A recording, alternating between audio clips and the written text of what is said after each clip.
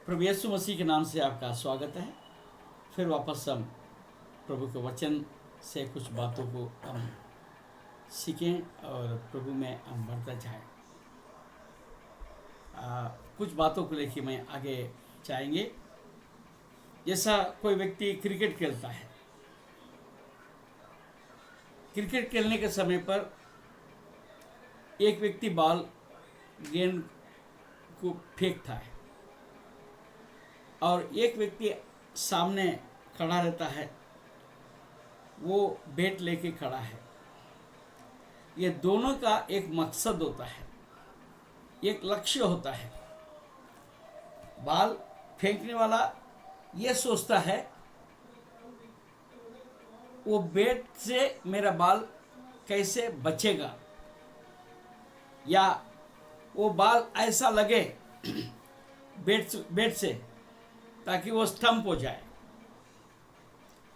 और जो बैट जिसके पास है उसका मकसद ये होता है मैं बॉल को ठीक ढंग से मारूं ताकि मैं रन ले लूं। ये दोनों का अपना एक मकसद होता है, नहीं तो खेल के मैदान में उनका आने का कोई मतलब नहीं निकलता है। कबड्डी खेलता है, एक व्यक्ति सामने का पार्टी के सामने जाता है, कबड्डी कबड्डी कबड्डी कबड्डी कबड्डी। उसका मकसद यह होता है कितने लोगों को मैं छू कर मैं सुरक्षित वापस अपने जगह पर पहुंच जाऊं। और सामने वाला यह सोचता है ये कबड्डी कबड्डी कबड्डी कर रहा है और मैं किस तरह से सब मिलकर इनको दबोच ले। होता क्या है, कई बार जो कबड्डी कबड्डी करने वाला कई लोगों को छू कर या उनके दबोच से निकल के बाहर आ जाता है, कई लोग आउट हो जाते हैं। कभी ऐसा भी होता है कि वो कबड्डी कबड्डी करने वाला वहां पर उनको पूरे को पूरा दबोच लेते हैं। एक हार और एक जीत की बात होता है। उसी रीति से आप और हम जीवित हैं और हमारा जीने का मकसद क्या है। एक वक्त ऐसा गीत गाता है, मेरे जीने का मकसद तू है, मेरे जीने का कारण तू है, मैं जीऊं या मरूं यीशु तेरे लिए, तू मेरा प्रभु। वो इस प्रकार के गाता है। वो ऐसा क्यों गाता है? और अन्य जाति से अगर पूछा जाए वो क्यों ऐसा गीत गाता है कि मरने का बात करता है, मगर जो गीत गाता है उसका एक मकसद होता है, वो मकसद के साथ वो गीत गाता है। आज हम वही बात को लेकर हम आगे बढ़ेंगे। आप क्या हमारा जीवन का यदि मकसद ना होता तो ऐसे ही होता है। मैंने आज सुबह एक व्यक्ति को मैंने देखा, वो व्यक्ति को मैं ज़्यादातर जानता नहीं, एक लेबर मजदूर है। वो एक दिन रास्ते में मुझे मिला, बोला अंकल मेरे को सामने जाना है, मुझे छोड़ दो। मैंने गाड़ी में बैठा दिया, मैं आगे चला गया। बहुत ज़्यादा दूर नहीं था। उसने मेरे को पहचान बताया, आपके घर में कोई फंक्शन था, हमने वो जो पोल गाड़ने के लिए आया था। तो ठीक है भाई, मगर किसी ने मेरे को ये बोला, और तुमको कोई आदमी मिला नहीं क्या गाड़ी में बैठाने के लिए? तो मेरे को डाउट आ गया, ऐसे क्यों बोलता हो। बाद में हमको मालूम पड़ा उस आदमी का जीवन का मकसद एक ही है कि वो दारू पीना है और कहीं भी पड़ा रहना है। तो वो आदमी को मैंने काफ़ी दिन के बाद आज फिर मैं देखा, वो हाथ टूटा हुआ, बैंडेज बंधा हुआ, फिर भी मैंने उनका चेहरे को देख के एक ही बात को मैं पहचाना, अभी भी ये आदमी सुधरा नहीं है। ऐसा क्यों? वो इसलिए है, उनका जीवन का कोई मकसद है नहीं। बस खाओ पियो मौज करो, कैसे भी करो। आज मनुष्य के जीवन परमेश्वर ने इसी के लिए दिया है क्या? ये बड़ा सोचने की बात है। इसी रीति से बहुत से लोगों का जीवन जो है बिना मकसद के रहता है। तो कई बार मैं चर्च में पूछता हूँ, अचानक आप क्या करना चाहते हैं? तो कई बार मैंने देखा कि उनके पास कोई जवाब नहीं रहता। एक एग्जाम्पल के लिए लेते हैं, एक जवान व्यक्ति है, जवान लड़की है, उनसे हम पूछते हैं आप क्या करना चाहते हैं? तो मैं शादी करना चाहता हूँ। शादी करने के बाद क्या करना चाहते हैं? तो कई बार तो उनके पास कोई जवाब नहीं होता है या शर्मा जाते हैं। तो कई बार एक बात ऐसा होता है कि थोड़ा सा बोल्डनेस आता है, तो ठीक है हम अच्छे से कमाएंगे, शादी करेंगे, हमारा बच्चे होंगे, फिर क्या होगा? हम बच्चे को बढ़ाएंगे, फिर क्या होगा? फिर पढ़ाएंगे, फिर क्या होगा? उसका भी शादी कराएंगे, फिर क्या होगा? उसके बाल बच्चे हो जाएंगे, फिर क्या करेंगे? अब क्या करेंगे? मर जाएंगे, फिर क्या होगा? माला माहित नहीं, मुझे नहीं मालूम। ऐसी बात होता है। तो क्या हमारा जीवन ऐसे ही होता है क्या? नहीं, हमारा जीवन का एक मकसद है। परमेश्वर ने आपको बनाया है कि बिना अर्थ से नहीं बनाया। मैं मेरा अपना गवाही में देना चाहूँगा, बिना मकसद से ही मेरा जीवन जा रहा था। तो मैं दक्षिण भारत में एक खेड़े गांव में मैं जन्म हुआ। मैं वहाँ पर खेड़े गांव में मैंने पढ़ाई किया और नौकरी का तलाश में जगह जगह घूमा। आखिर मैं नागपुर आके पहुँचा। नागपुर में क्यों आया? मैं कुछ कमाऊँ, मेरे जीवन में बिताऊँ। मेरा जब नागपुर आया था, मेरा बीवी भी हो गई थी, मगर मेरे बच्चे नहीं हुए थे।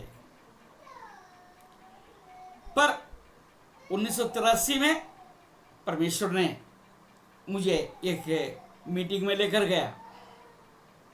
वो मेरा स्वार्थ कारण से मैं गया था, परंतु परमेश्वर के साथ मेरा मुठभेड़ हो गया। तो परमेश्वर के दास ने मन से कहा, जितने लोग परमेश्वर का सेवा करना चाहते तो आप अपने हाथ ऊंचा करें। मुझे तो पता ही नहीं था क्या हुआ क्या नहीं हुआ। मैंने भी अपना हाथ उठा दिया और मेरा वाइफ ने भी, मेरे बीवी भी हाथ उठा दिया और अब करते करते हम आगे चले गए। परमेश्वर का दास ने हमको आशीष दिया। वो परमेश्वर का दास अपना घर चले गया, गांव चले गया, मैं मेरा घर चला गया, सब कुछ भूल गया, परंतु मेरा जीवन बदल गया।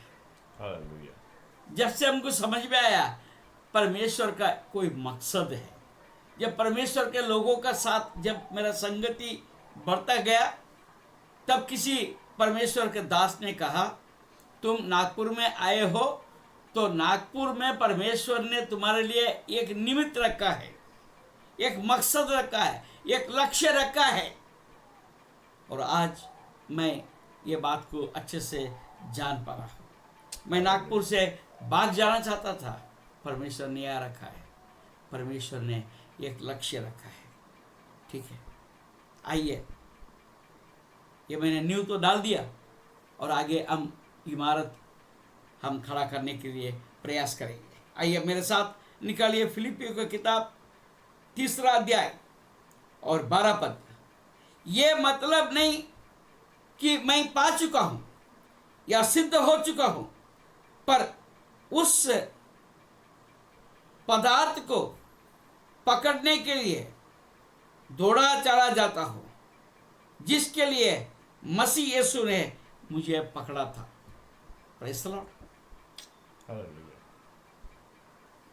ये मतलब नहीं कि मैं पा चुका हूं, यस, मेरा ये नहीं कि मैं सब कुछ हो गया है, नहीं, परमेश्वर मेरे लिए जो रखा है, जो पदार्थ रखा है, उसको पाने के लिए मैं चला जाता हूं, हालेलुया। दौड़ा चला जाता हूं।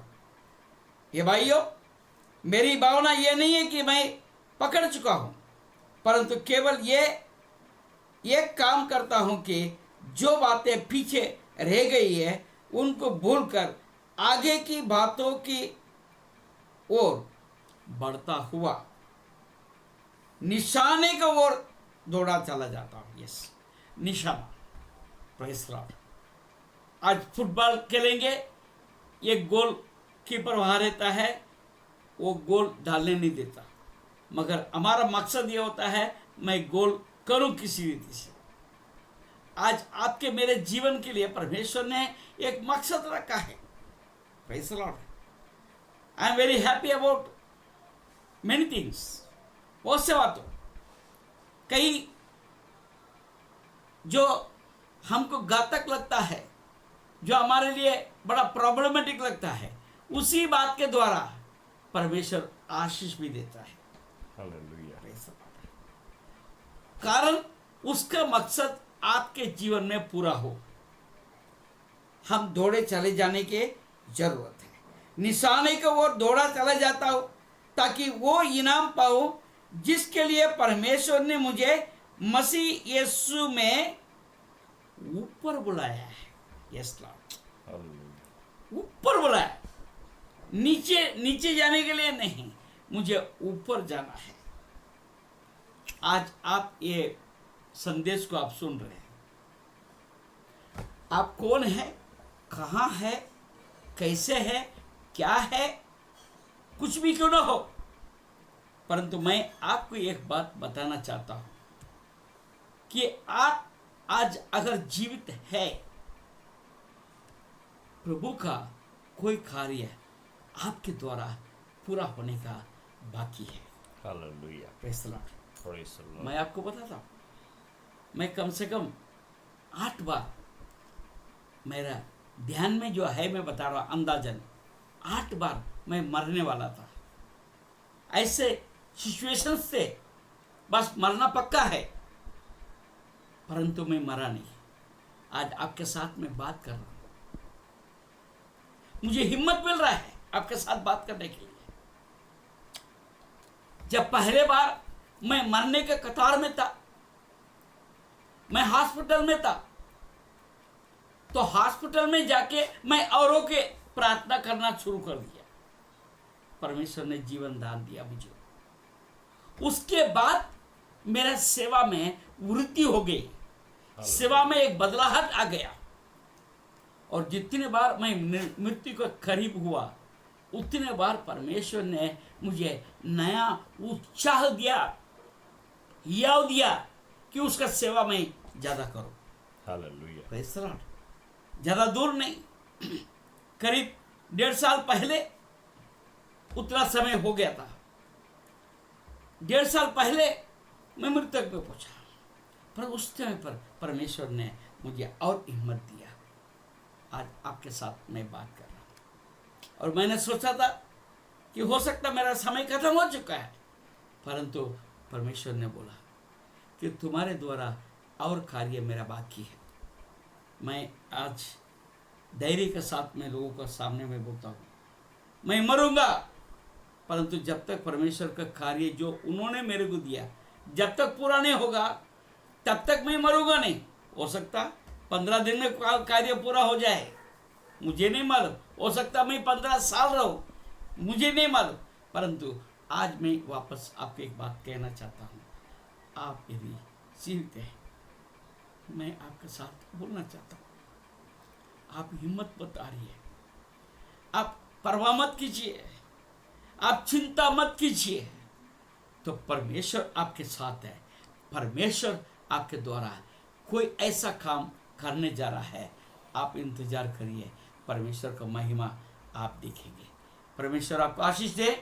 अब यही जो बातें हैं, इसी का आधारित और कम से कम 2 या 3 दिन मैं आपके साथ लगातार बात करूंगा। आप जरूर से इस संदेश को लगातार सुनिए और आशीष पाइए।